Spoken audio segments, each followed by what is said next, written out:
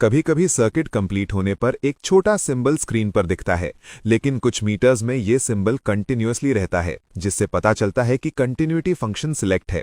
Fluke metre में पूरी screen illuminate होती है, जो नॉइजी इन्वायरमेंट में काफी यूजफुल होता है। दूसरे मीटर्स में इंडिकेटर लाइट होती है। कभी भी एनर्जाइज्ड सर्किट पर कंटिन्यूटी चेक करने की कोशिश मत करो। इससे हम स्विच सही से काम कर रहा है या नहीं ये टेस्ट कर सकते हैं। फ्यूज ब्लोन है या नहीं ये भी चेक कर सकते हैं। हम वायर रोल ब्रोकन है या नहीं ये भी टेस्ट कर सकते हैं। लॉन्ग डिस्टेंस सर्किट्स और केबल्स टेस्ट करने के लिए बस दोनों एंड्स को कनेक्ट कर दो और कंटिन्यूटी चेक करो। हम ये भी देख सकते हैं कि सर्किट बोर्ड के कौन से पिन्स किस पार्ट से कनेक्ट हैं। लेकिन ध्यान रहे, एलईडीज, डायोड्स और कैपेसिटर्स मीटर को ब्लॉक करते हैं और ओएल शो करते हैं। छोटी वैल्यू रेजिस्टर्स काम करेंगे, लेकिन बड़े पावर रेजिस्टर्स भी ओएल दिखा सकते हैं। तो हमेशा ये सोचो कि सर्किट बोर्ड में क्या कनेक्टेड है। कभी कभी फॉल्स पॉजिटिव भी मिल सकता है अगर हम दो क्लियरली अलग पॉइंट्स पर मेजर करें। मीटर कोई ऑल्टरनेट पाथ फाइंड कर लेता है और कंटिन्यूटी दिखाता है। इसलिए हमेशा सर्किट आइसोलेट करो जब पॉसिबल हो। रेजिस्टेंस का सिंबल ये होता है और इसका यूनिट ओम है। ये मेजर करता है कि करंट कितनी आसानी से किसी चीज के थ्रू फ्लो कर सकता है। जैसे करंट कॉपर वायर में इजीली फ्लो करता है, लेकिन रेजिस्टर में मुश्किल से, और रबर में तो ऑलमोस्ट इम्पॉसिबल। इसीलिए हम रबर इंसुलेशन यूज करते हैं ताकि हमें एनर्जाइज्ड सर्किट से प्रोटेक्शन मिले। लीड्स को मीटर में इंसर्ट करो और रेजिस्टेंस फंक्शन सिलेक्ट करो। फिर प्रोब्स को कंपोनेंट के अक्रॉस लगाओ और रेजिस्टेंस मेजर करो। कुछ मीटर्स सिर्फ ओम शो करते हैं, कुछ किलो ओम्स या मेगा ओम्स भी शो करते हैं। हम पोटेंशियोमीटर्स, स्पीकर्स, रेजिस्टर्स या वायर या सर्किट की रेजिस्टेंस टेस्ट कर सकते हैं, लेकिन कभी भी एनर्जाइज्ड सर्किट पर रेजिस्टेंस टेस्ट मत करो। कंपोनेंट्स को सर्किट बोर्ड से निकाल कर टेस्ट करो, वरना दूसरे कंपोनेंट्स के वजह से फॉल्स रीडिंग्स मिल सकती हैं। ये डायोड्स हैं। ये करंट को सिर्फ एक डायरेक्शन में फ्लो करने देते हैं। डायोड टेस्ट करने के लिए लीड्स इंसर्ट करो और डायोड फंक्शन सिलेक्ट करो। अगर ऐसे कनेक्ट करते हो और ओएल आता है, इसका मतलब डायोड ब्लॉक कर रहा है। अगर लीड्स रिवर्स करो तो रीडिंग 0.5 से 0.8 के बीच आनी चाहिए। अगर दोनों डायरेक्शन में ओएल आए या 0.4 रीडिंग आए तो डायोड फॉल्टी है और रिप्लेस करना पड़ेगा। एलईडीज भी एक टाइप के डायोड हैं, हम उन्हें भी टेस्ट कर सकते हैं। एलईडी पर लाइट थोड़ी डिम होगी अगर सही कनेक्ट किया हो, लेकिन लीड्स उल्टा कर दोगे तो ब्लॉक करेगी।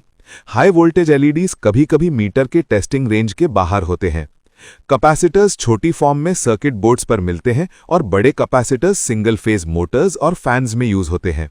उनकी रेटेड कैपेसिटी साइड पर लिखी होती है, यूजुअली माइक्रोफैरेड में। इलेक्ट्रोलिटिक और रन कैपेसिटर्स के 2 टर्मिनल्स होते हैं, जबकि ड्यूअल रन कैपेसिटर्स के 3 टर्मिनल्स होते हैं। कभी भी कैपेसिटर के टर्मिनल्स को टच मत करो, ये बहुत देर तक एनर्जी स्टोर कर सकते हैं। हमेशा सर्किट का पावर कट करो और कैपेसिटर डिस्चार्ज करो। स्क्रू ड्राइवर या प्लायर से डिस्चार्ज मत करो। एक बड़ा हाई वोल्टेज रेजिस्टर यूज करो। वोल्टेज फंक्शन से चेक कर सकते हो कि कैपेसिटर चार्ज्ड है या नहीं।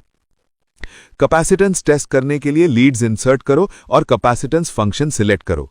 मीटर पर येलो बटन दबाकर मोड चेंज कर सकते हो। प्रोब्स को टर्मिनल्स पर फर्मली प्रेस करो और रीडिंग लो। यहां लिखा है कि रीडिंग 15 माइक्रोफैरेड ±5% होनी चाहिए, मतलब ये कैपेसिटर ठीक है।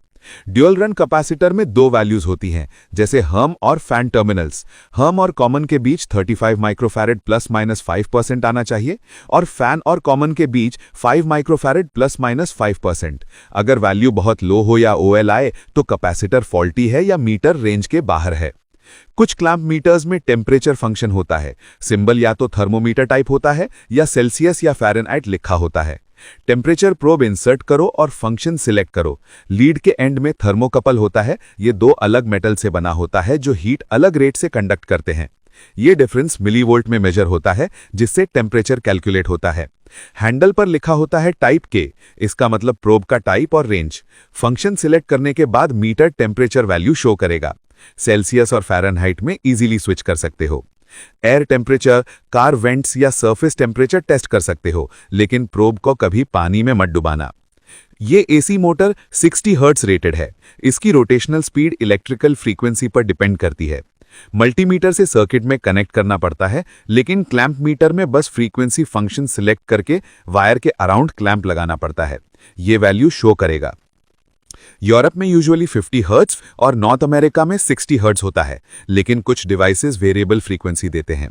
इस मीटर में हम फील्ड सेंस फंक्शन सिलेक्ट करते हैं, फिर येलो बटन दबाकर फ्रीक्वेंसी मोड में जाते हैं, वायर के अराउंड क्लैंप लगाते हैं और वैल्यू स्क्रीन पर मिल जाती है।